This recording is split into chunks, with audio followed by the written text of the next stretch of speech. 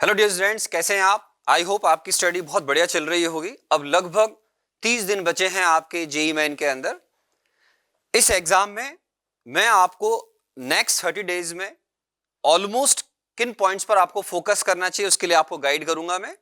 I am Narendra Awasthi, को founder director of vibrant academy, और मैं फिजिकल केमिस्ट्री का यहाँ पे एचओडी भी हूँ। मैं मेरे एक्सपीरियंस के बेसिस पर कुछ पॉइंट्स बोल रहा हूं और आप भी इनमें से चेक करिए कि कहीं कुछ कमी तो नहीं है। इस पर हम बात डिस्कस करेंगे, ठीक है। आइए, सबसे पहले अगर बिल्कुल बेसिक पॉइंट्स पर बात करूं मैं, तो फर्स्ट है NCERT books and my book. NCERT की जो बुक है आपकी फिजिक्स की, केमिस्ट्री की, मैथ्स की, इनको अब आप कंप्लीट स्टडी आई होप कर चुके होंगे। नहीं किया है तो अभी भी कर लें, समय है हमारे पास। एनसीईआरटी की book specially very useful in chemistry subject, okay. और जो मेरी बुक है इसके लिए मैं गाइड करूंगा, ये आपकी ऑलमोस्ट एज के बराबर, इसका ये 17th एडिशन है। एन अवस्थी के नाम से बुक आती है, problems in physical chemistry, okay. इस बुक की एक्सरसाइज नंबर 1 और एक्सरसाइज नंबर 4 ये आपको जेईई मेन से पहले फिनिश कर लेनी चाहिए। उसके अलावा अब आपको चेक करना है कि जो सिलेबस है वो time to time IIT JEE modify करती है, चेंज करती है। तो आप चेक करें कि कौन कौन से टॉपिक्स सब्जेक्ट वाइज आपके सिलेबस में, मुझे उम्मीद है ये आपको याद हो गए होंगे। फॉर एग्जांपल जैसे फिजिकल केमिस्ट्री में सॉलिड स्टेट, सरफेस केमिस्ट्री या गैस स्टेट आपके सिलेबस में नहीं है, जेईई मेन के सिलेबस में नहीं है, जेईई एडवांस के सिलेबस में है। तो हम फोकस कर रहे हैं इस समय जेईई मेन पर। तो इन टॉपिक्स को अब आप स्टडी करना बंद कर सकते हैं या कर दिया होगा आपने। आई होप कि रिवीजन वगैरह उसका उनका भी हो गया होगा। नेक्स्ट है sir almost equal distribution of time. मान लीजिए अगर आप ऑलमोस्ट 10 आवर्स की स्टडी कर रहे हैं तो आपका किसी सब्जेक्ट के प्रति थोड़ा झुकाव हो सकता है, लगाव हो सकता है, आप लाइक कर सकते हैं, तो आप 4-3-3 इस तरीके से कर सकते हैं। जेईई मेन में मार्क्स आने चाहिए, किस सब्जेक्ट से आ रहे हैं ये मैटर नहीं करेगा। मुझे अगर बहुत अच्छे मार्क्स चाहिए और आपको अगर कोई सब्जेक्ट बहुत ज्यादा अच्छा लग रहा है सपोज, तो यस उसमें आप फुल मार्क्स के लिए ट्राई कर सकते हैं। जेईई एडवांस में तो क्या है, आपको हर subject wise cut off clear करना होता है, यहां ये प्रेशर नहीं है, ठीक है। पेपर फंडामेंटल कॉन्सेप्ट पर होता है, इजी होता है, ठीक है।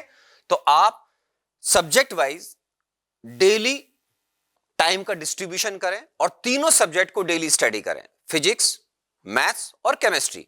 केमिस्ट्री में 3 पार्ट हो गए, फिजिकल, ऑर्गेनिक और इनऑर्गेनिक।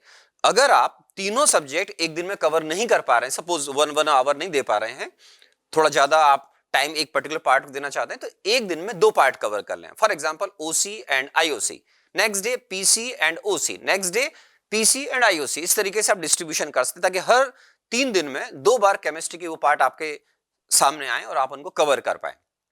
ये भी आप कर सकते हैं और इन पॉइंट्स को थोरोली एक बार समझ लें, देख लें। आप भी खुद बहुत समझदार हैं, लेकिन कई बार इन पॉइंट्स के आसपास अगर आप नहीं होंगे तो आपको प्रॉब्लम हो सकती है। जैसे कुछ बच्चे क्या करते हैं, मान लीजिए उनको केमिस्ट्री बहुत इंटरेस्ट आ रहा है और वो 6-7 घंटे लगातार केमिस्ट्री पढ़ रहे हैं, तो ये गलत हो जाता है, क्योंकि अब हमारे पास ऑलमोस्ट 1 मंथ रिमेनिंग है, ठीक है। तो इक्वल डिस्ट्रीब्यूशन ऑलमोस्ट करेंगे आप। अपने फेवरेट सब्जेक्ट को आप बिल्कुल टाइम एक्स्ट्रा दे सकते हैं, जिसमें आप चाहते हैं कि मेरे को फुल मार्क्स मिले। मैं तो चाहता हूं आपको सब सब्जेक्ट में फुल मार्क्स मिले, लेकिन ये हर स्टूडेंट के लिए पॉसिबल नहीं हो पाता है, ठीक है। इसके बाद आता है सर जो बहुत इंपॉर्टेंट है, जहां बच्चे गड़बड़ करते हैं, विंटर का टाइम है। हमारे कोटा राजस्थान में बहुत सर्दी, और आई होप कि आप जहां पर है क्या पता वहां भी बहुत सर्दी हो।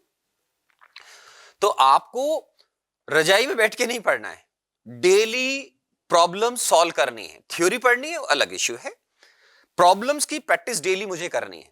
अगर आप डेली फिजिक्स, मैथ्स और केमिस्ट्री के, जैसे फिजिकल के न्यूमेरिकल सॉल्व कर रहे हैं, तो इससे आपकी स्पीड बनी रहेगी। और अब आपको जेईई मेन में सब जानते हैं, आपके ऑनरेबल टीचर्स जिनने भी आपको पढ़ाया है वो खुद बोलते हैं कि सर जेईई मेन जो है बेसिकली वो स्पीड और एक्यूरेसी का गेम है। तो इसमें स्पीड एकदम से नहीं आएगी, और या फिर अगर आप मान लो 2 दिन लगातार थ्योरी पढ़ रहे हैं, गलत हो जाता है कॉन्सेप्ट, क्योंकि इसमें आपको जो प्रैक्टिस है वो कंटिन्यूएशन में रहनी चाहिए। लगातार आप उसकी प्रैक्टिस करते रहें तो आप कॉन्फिडेंस के साथ में आगे बढ़ पाएंगे, है ना। तो आप डेली न्यूमेरिकल सॉल्व करें और कोशिश करें कि प्रॉब्लम को पढ़ने की हैबिट फास्ट होनी चाहिए। रिएक्ट करने का नहीं बोल रहा हूं, फास्ट पढ़े प्रॉब्लम को, और डेटा को बहुत ध्यान रखें, स्पेशली फिजिकल केमिस्ट्री। डेटा को ठीक से देखें, न्यूमेरिकल जब सॉल्व कर रहे हैं फिजिक्स में, फिजिकल केमिस्ट्री में, और यूनिट्स का बहुत ध्यान दें, ठीक है। तो इसमें आपका जो फोकस है वो स्पीड के साथ साथ एक्यूरेसी पर होना चाहिए। आपको अगर आप 11th करने के बाद जो आप 12th क्लास अगर अभी कर रहे हैं या अगर आप रिपीटर बैचेस में भी हैं, तो आपको अब इस समय अपनी स्पीड और एक्यूरेसी पर बहुत फोकस करना चाहिए। जैसे कुछ बच्चों की प्रॉब्लम ये आती है कि उनकी सिली मिस्टेक्स बहुत ज्यादा होती हैं। तो मेरा ऐसा मानना है कि अगर सिली मिस्टेक ज्यादा हो रही है, दो ही रीजन होते हैं, एक तो आपकी सब्जेक्ट वाइज नॉलेज कमजोर है या फिर आप ओवर अटेम्प्ट कर रहे हैं। जितनी आपकी नेचुरल स्पीड है आप उससे ज्यादा ट्राई कर रहे हैं। तो आपको ऐसी सिचुएशन में अपनी स्पीड को थोड़ा सा कम करके नंबर ऑफ प्रॉब्लम्स को अटेम्प्ट करना चाहिए। जैसे मैं आपको एग्जांपल देता हूं कि अगर मान लीजिए आप मेरी बुक सॉल्व करें, लेवल 1 सॉल्व करें, आपने पहले सॉल्व कर लिया, बिल्कुल बेसिक फंडामेंटल्स पर बेस्ड है जो जेईई मेन में काम आएगा। लेकिन लेवल 4 में जो सब्जेक्टिव प्रॉब्लम्स हैं, जो अब करंट डिमांड है जेईई मेन की, उस पर आपको फोकस करना पड़ेगा कि प्रॉब्लम को रीड किया, न्यूमेरिकल है, समझ रहे हैं आप, उसको फटाफट सॉल्व करने की ट्राई करें। सॉल्व करते समय आपकी न्यूमेरिकल सॉल्व करते समय स्किल जो है वो बहुत इंपॉर्टेंट होती है कि आप किस तरीके से इस प्रॉब्लम को जल्दी सॉल्व करते हैं। कैलकुलेटर इस समय बिल्कुल स्टॉप कर दीजिएगा। अगर आप गलती से भी उससे थोड़े प्रॉब्लम्स भी अगर सॉल्व करते हैं तो अब ये वो समय नहीं जहां पर आप कैलकुलेटर यूज करेंगे, ठीक है। इसके अलावा आपके प्रॉपर स्लीपिंग टाइम होना चाहिए। देखिए, आपको जेईई मेन में मॉर्निंग या इवनिंग कोई भी स्लॉट मिल सकता है, तो मैं इस पर एक जनरल गाइडेंस दूंगा। कुछ बच्चों को लेट नाइट पढ़ना पसंद होता है, कोई जल्दी सो जाते हैं, रात को 9, 9:30, 10, 10:30 बजे सो जाते हैं, कुछ बच्चे 12 बजे सोते हैं, कुछ 2-3 बजे सोते हैं, है ना। मैं ऐसा गाइड करूंगा, जनरल गाइडेंस दूंगा कि जो बच्चे लेट नाइट सोते हैं ये थोड़ा सा अपने टाइम को एडजस्ट करें, और मान लो रात को 2 बजे तक पढ़ रहे हैं तो मैं इस सजेशन दूंगा कि धीरे धीरे इसको आप रात को 12 बजे के पहले ले आए। और ये सब जेईई मेन का जो आपका पर्टिकुलर आपका जो डेट आएगा उससे 3 वीक से पहले पहले चीज आपका एडजस्ट हो जाना चाहिए, बिकॉज हमारी बॉडी किसी भी चेंज को अडॉप्ट करती है। तो मेरा ऐसा मानना है कि उसमें लगभग लगभग आपको 3 वीक्स का समय लग जाता है, ठीक है। तो आप अपने स्लीपिंग टाइम को भी ध्यान रखें, और ये लगभग लगभग 6 to 8 आवर्स होते हैं। 7 आवर को सब व्यक्ति आपको ऑप्टिमम बताएंगे, थोड़ा बहुत कम ज्यादा हो जाता तो कोई फर्क नहीं पड़ता है। लेकिन अगर मान लीजिए कभी किसी वजह से आप एक दिन कम सोए हैं, 6 घंटे सोए हैं, तो नेक्स्ट डे प्रॉपर अपनी स्लीप को कंप्लीट करें, पूरा प्रॉपर ढंग से सोएं, आराम से। ये सोना बहुत जरूरी, बिकॉज माइंड रेस्ट पे जाना चाहिए, और माइंड रेस्ट पे जाए उसके लिए आपको मालूम है कि आपको किसी भी तरह का सोने से पहले किसी भी तरह को डिस्ट्रैक्शन नहीं होना चाहिए, केवल बुक्स के साथ में रहें। और रात में सोने से पहले अगर आप थोड़ा सा थ्योरी पढ़ रहे हैं, बुक को रीड कर रहे हैं, एनसीईआरटी की बुक को, वो बड़ा अच्छा टाइम होता है ना। इन सब के साथ में जो मैं मानता हूं वो बहुत इंपॉर्टेंट पार्ट है वो पॉजिटिव थिंकिंग। इस समय हमारे माइंड में किसी भी तरह की नेगेटिव थिंकिंग जनरेट नहीं होनी चाहिए। पॉजिटिव सोचें और टाइम को मैक्सिमम यूटिलाइज करें। जो आप स्टडी कर रहे हैं उसमें आई होप कि आपके सारे इंस्टीट्यूट्स में या जिन भी इंस्टीट्यूट्स में आप स्टडी कर रहे हैं, जो भी अलग अलग बच्चे अलग अलग इंस्टीट्यूट्स में हैं, वहां पर आई होप कि आपका सिलेबस अब कंप्लीट हो गया होगा। तो आपके वीक में 1 या 2 टेस्ट पेपर हो रहे होंगे, तो उससे क्या आपको 3 घंटे की सिटिंग एबिलिटी जनरेट हो रही है और हो चुकी होगी।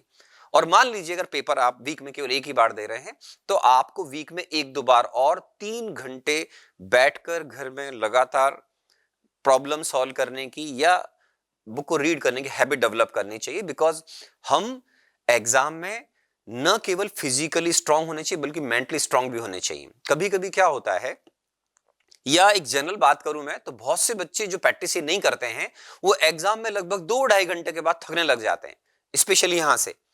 तो ये बाद में सिली मिस्टेक्स करते हैं। ऐसे कई बच्चों से मिला हूं कि सर लास्ट में बहुत जल्दबाजी में हमने कई प्रॉब्लम्स जो है वो गलत कर दी, सिली मिस्टेक्स कर दी।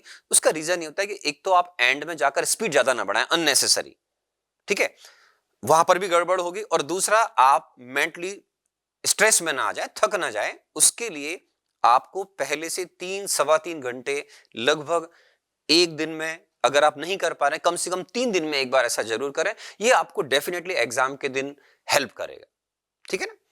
तो पॉजिटिव थिंकिंग पर मैं आपसे डिस्कशन कर रहा हूं। जैसे आप पॉजिटिव सोचेंगे और आप नॉलेज गेन करते जा रहे हैं, समय चल रहा है रिवीजन का, प्रॉपर रिवीजन करें, इससे आपका सेल्फ कॉन्फिडेंस बिल्डअप होगा।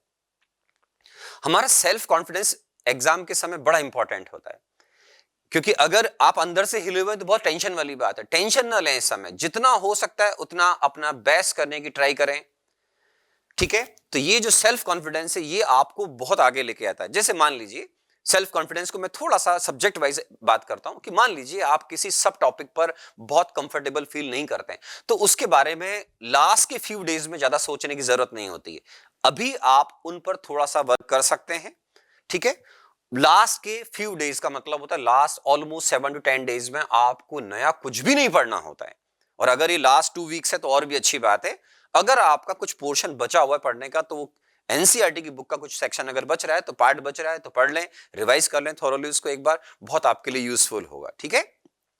और नेगेटिव थिंकिंग से बचते समय, या जो नेगेटिव थिंकिंग आपके माइंड में अगर आ रहा है किसी सब्जेक्ट वाइज, हो जाता है कभी कभी किसी व्यक्ति का कोई टॉपिक बहुत स्ट्रांग है, सब्जेक्ट बहुत स्ट्रांग है, कोई वीक है, बहुत वीक है, तो ये लास्ट फ्यू डेज है जहां पर आप कुछ काम कर सकते हैं नेक्स्ट 5 to 7 डेज में। बिकॉज लास्ट 3 वीक्स के लिए मैं मना करता हूं आपको नया नया नए का भी प्रॉब्लम क्या है, आपकी थ्योरी नया नहीं पढ़ना चाहिए उस समय, प्रॉब्लम्स नए ट्राई कर सकते हैं। दो अलग अलग चीजें, थ्योरी एंड न्यूमेरिकल्स। तो आप न्यूमेरिकल्स नए ट्राई कर सकते हैं, नए प्रॉब्लम्स आप सॉल्व करें, बिल्कुल गलत नहीं है उसमें। लेकिन थ्योरी आप पहली बार पढ़ रहे हैं लास्ट के फ्यू डेज में, तो वो थोड़ा सा गड़बड़ हो सकता है। हाँ, अगर वो बहुत जनरल थ्योरी है, जैसे मान लीजिए ऑर्गेनिक केमिस्ट्री का कोई पोर्शन बचा हुआ है जो लास्ट में एनसीईआरटी के अंदर है, वो आपने नहीं पढ़ा है, तो उनको जरूर हम स्टडी कर सकते हैं। इनके कोई बहुत रिजिड रूल्स नहीं है, ये मैं अपने एक्सपीरियंस के अकॉर्डिंग आपसे शेयर कर रहा हूं, ठीक है।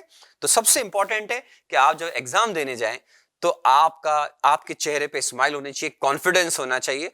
और शुरुआत में जब आप पेपर सॉल्व करें तो आपकी जो स्पीड है वो एक ऑप्टिमम स्पीड होनी चाहिए, ना तो वो बहुत ज्यादा स्लो होनी चाहिए, ना बहुत ज्यादा होनी चाहिए, डिसेंट स्पीड होनी चाहिए। आपको मालूम है कि आपको 1 आवर में 25 प्रॉब्लम्स एक सब्जेक्ट के मिलेंगे आपको, तो आप 25 प्रॉब्लम्स 1 घंटे में सॉल्व करेंगे।